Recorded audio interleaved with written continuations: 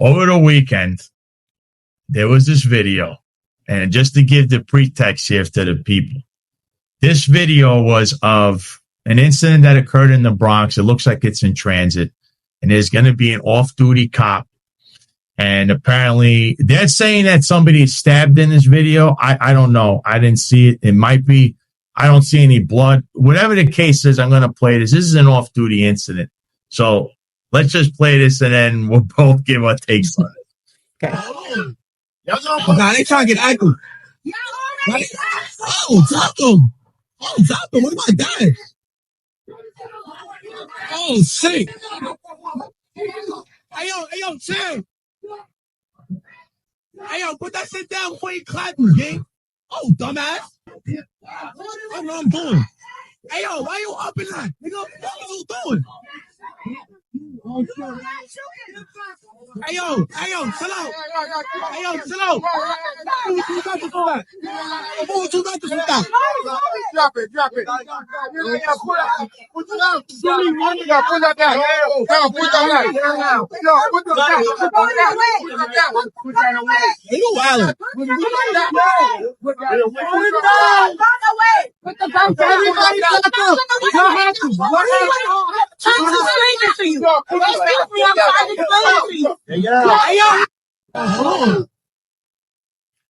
I know you saw that laugh. Oh my God, I want to. I'm going to go first. Please do. I had a lot of Joe Coppers try to say, he did a great job. He's a hero. Let me explain something to you. Nowhere in the NYPD training curriculum does it state, look at this. Do you see this? Look how close this person is to him. Look, that right there could have been a shot fired. It would come right off the sidewalk, right into her head, his head, all because he's not even, this is not what you're supposed to be doing. So in the NYPD, you always go back to what, Sarena? Your training. The minimal amount you have to do in New York City Police Department when you have something like this or some kind of off-duty incident, remember, you're on duty 24/7, is you dial 911. Why do we do this, Sarena? Before you get involved in any situation, you need to assess it. In this situation, there's a crowd of people. There's at least, I see, I don't know, 8, 9, 10, maybe more in this station and outside. You are one person that's clearly outnumbered. To be getting involved in an incident like this, look, I could count right here besides him. There's 1, 2, 3, 4, 5, 6, 7, 8, I believe 9 with if there is a victim there. 9 people involved, and we don't know. And the guy filming's 10, and there might be more behind them. Remember, we're in a train station. And there's a guy right there, 11, some homeless guy who could clearly bum rush him and take his gun. There is nothing in the curriculum, I can tell you this, Sarena, or in your training that tells you to do this, what he just did. You have to assess the situation first off. You're outnumbered. And at the minimum I could tell is 11-1. You have no ASP, no body armor, nothing to identify you as a police officer. All you have is your gun. Are you going to arrest someone? You need handcuffs, or a radio. You're not calling backup. So what are you supposed to do? The minimal requirement is to dial 911. Unless you assess the situation and think one-on-one, you could do this. There's no one in the train station. But not in a crowd of people. You then take this gun out and you believe it's instead of saying, hold on or whatever, or going to the corner dialing 911 and identifying yourself, because they would be there in less than a minute, probably, or less. And I understand the person's getting stabbed, but you have to understand that things could turn quick. You bring in a gun to this. They're all surrounding him. He decides to then jump in the fray and immediately put his gun out. So the number one thing, the last resort, the only card you have to play you start with. He's bringing the gun out. And then, I don't know what he's screaming because no one's paying attention to him. They're fighting each other. They're all running and screaming. Nobody's looking to hear him say, police, shield, whatever. And then they run outside, and Sarena, he's running. He's waving the gun around in the station. There's tons of people, innocent people. Anyone could run into him. Anyone could look to take his gun, which happened. He then trips over the turnstile now he's outside, Sarena. He then drops the shield. He's trying to scramble picking up. Mind you, the gun's still in his hand. He's not holstering. Then he's outside on the phone, not paying attention because he can't. You can't do 20 things at once. He's trying to keep an eye on what's going on. And then you start seeing the street people. That's a gat, yo. What you doing, yo? You know why? They don't know who the hell you are. And in their eyes, if they take any kind of action on you, you're just a guy waving a gun. Nobody knows who the hell you are. Because again, no baton, no uniform, no body armor, no handcuffs, nothing to identify you as a police officer, no shield around your neck. Nobody knows who this guy is. And then as he's doing all of this and he's still waving his gun, he's still doing this, he drops his guard again, and then finally somebody almost takes his gun. People are saying, yes, you're a hero, you stopped the stabbing.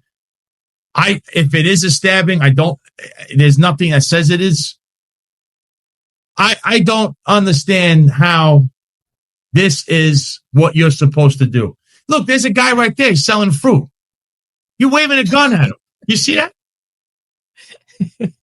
And he's out in public. A man, this would come over as a man with a gun. This is an off-duty incident, the likes I really haven't seen. And this training in the NYPD does not prepare you to do that. It does not tell you to do that. He clearly hasn't following his training. By the grace of God, he didn't get hurt, severely hurt anyone else, shoot anyone. If there's somebody getting stabbed, there's thousands of videos going on. I'm not saying you don't take police action. I'm not the one to criticize you. I'm just telling you he clearly did not follow his training. And what could that lead to, Sarena? Because now you are you were the prosecutor, and then you're also the defense counsel. You give your take on that, knowing what I told you, because that is the official policy NYPD. They do not train you to do what just happened there, clearly off duty. Yeah. And aside from being a prosecutor and defense attorney, I had a 6-year stint overseeing internal affairs at Rikers.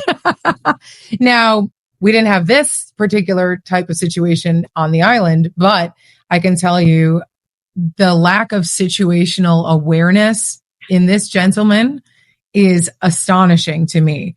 I don't know that he has the temperament to be a police officer if his first instinct is in plain clothes in a crowded subway station and then stumbling out into public is to whip out a Glock and wave it around while focusing on his phone, on his shield that he dropped, and not even realizing that someone's creeping up behind him to steal his firearm, who might have thought that he was just a rogue civilian guy who was involved in this fight. Because, he's not wearing the uniform. He doesn't have and you're right, like play it out to the end. What do? Just shoot everybody? Because you're certainly not going to cuff anyone without handcuffs. So, you really think you're going to take control of a crowd like that and then call 911 and just everything's going to be fine? You're escalating a situation. Everything about policing calls for de-escalation, right? Because the one thing that you need to do is calm everybody down. And you just brought a gun to a knife fight and escalated everything above and beyond what it was originally and confused the entire situation by being in plain clothes rather than in a uniform. You don't have a partner there to back you up. You don't have a radio to call in. You don't have less deadly means of controlling the environment. Like you said, an ASP, a taser, anything. And so this just was a debacle. The fact of the matter is you can't, and I always tell my investigators this all the time, You can't just look at the end result of a situation and determine from that whether policy was followed correctly or whether somebody did something right or wrong. The fact that nobody got killed that day or that his gun was not actually stolen that day does not mean that he did no wrong. He definitely did wrong. Now, if somebody play it all out. If somebody was killed or his gun was taken, he'd be fired. There'd be no question. He'd be fired and potentially prosecuted. So if the same actions that he took yielded those results, he just happened to not yield those results this time around. But 10 times out of 10, or 10 times out of 20, that's the result that would happen. So are you punishing the actions or the outcome? You have to take that person aside and that he's going to have to face some sort of penalty. I want to use this as a training video on what not to do when you're off duty and trying to take some kind of police action. They teach you to assess the situation before anything else. Because remember, you're all alone. Again, nothing to identify him as a cop, no body armor, no handcuffs, no asps. This is a recipe for disaster. And then look, any of these people, he dropped his shield. Any one of these people can bum rush him and he's done. I don't want to, I literally heard people, a lot of Joe Coppers.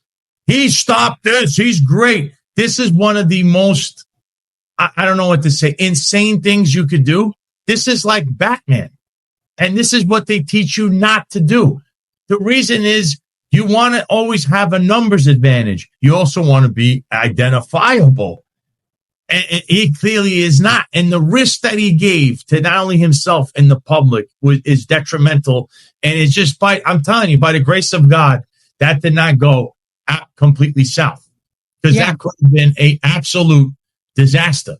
Yeah. It doesn't matter. Somebody stabbed. Listen, you can see things in front of you that are even worse. Are you going to take police? Remember, when you take police action, you what's the number one thing they teach you? Your own safety, the safety of yourself and the others. Remember, this guy has a knife and you have a gun. And by the way, that knife, the guy with the knife was very close to him, and anyone around him is way too close for him. They teach you 21 feet of distance. Where did that distance come from? He's close quarters, waving his gun around. I mean, this could have been catastrophic, actually. Catastrophic. This is a video. I'm telling you, you want to be a cowboy or whatever, that's great. I mean, under John Shell, he loves this kind of stuff. This is Wido. He's a tax chief, by the way, apparently. You have criminals running the department who will applaud something like this when this is, kid, you need to go get retrained. You have to be off the street. We can't be having this cowboy stuff. I see comments here, and, stay trained up, says this is why experience is the best teacher. He needs to go back to the academy for another cycle. Snake Pliskin says he just lost his chance of getting into a plain clothes unit. Pick a squad. Yeah. Well, that's the best one. I'll bet he's a detective first grade in 6 months. Been out loud. Chief, he's a chief. I do want to address the stabbing thing. I'm not saying you can't use deadly force if somebody is in the middle of using deadly force or anything like that. But I don't see in this moment in time anybody being imminently stabbed or stabbed at that moment. If the situation deserved escalation at some point, but then later ended, you have to de-escalate as well. The fact that, we're seeing this video and he's still on and on and on with the gun post incident, if there was an incident to begin with, that's also a problem. And I think that's maybe the discrepancy here too. Yeah. Again, coming from the police, and I don't care. I really don't. I'm not doing this to say this guy needs to be terminated, all this stuff. Yeah. This is for the men and women of all law enforcement. And of course, my alma mater, the NYPD. Why? The number one thing I tell people, and it's still in my brain, actually, what I'm doing day to day in my life, go back to your training. What does the training tell you to do? Because remember, Sarena, you've been there. You're either defense or prosecutor cross-examining someone. Officer, what does your training say this? What has been trained or what does your training tell you to do?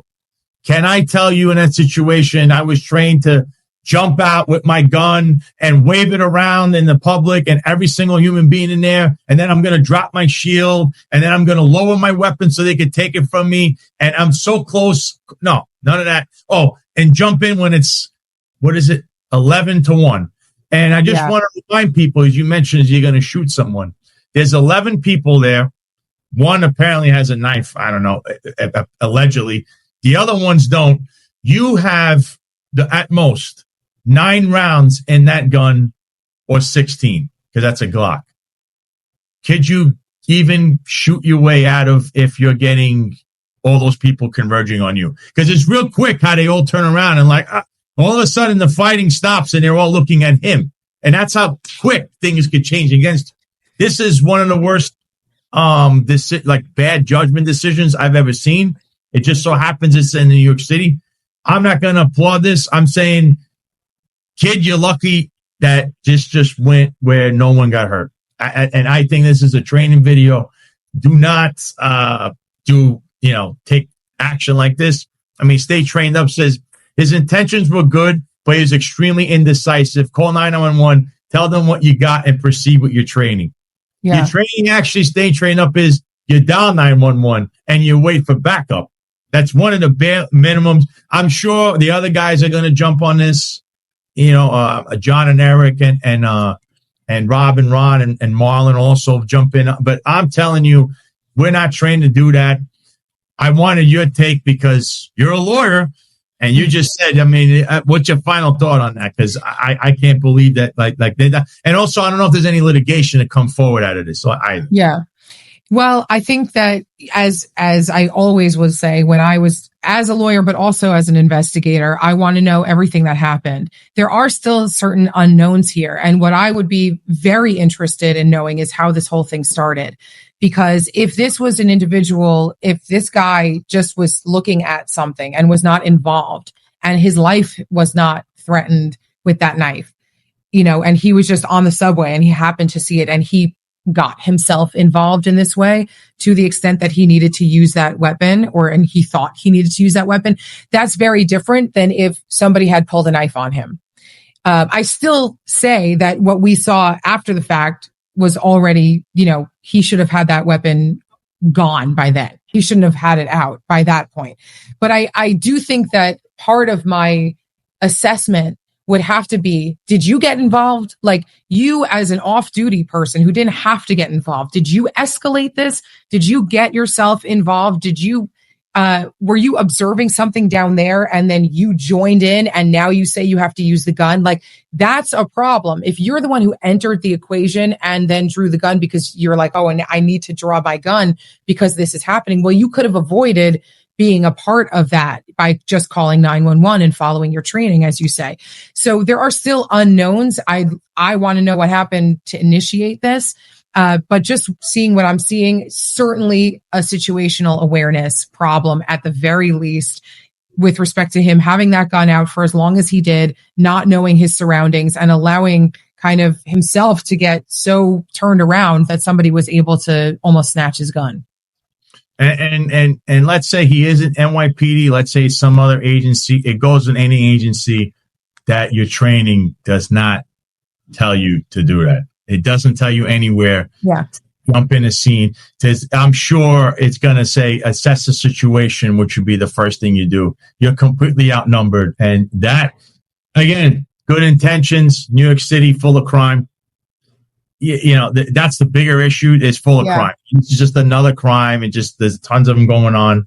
And again, this is nowhere in the media. I haven't seen this anywhere. New York Post, New York Times, no one's writing about it. They're too busy writing Trump, writing about him all day long. But this is a video and training, no matter where you are in law enforcement, of how not to do it. Your first part is right, where you have the awareness to say, I'm witnessing something. By the way, he'd be asked, what did you see exactly? Because the whip out your gun, it's not, I think I saw, it's, I know I saw a knife. I saw this stabbing. Mm-hmm. But again, if there's cameras and it proves that didn't even happen, you have which again, it's like a catch-22.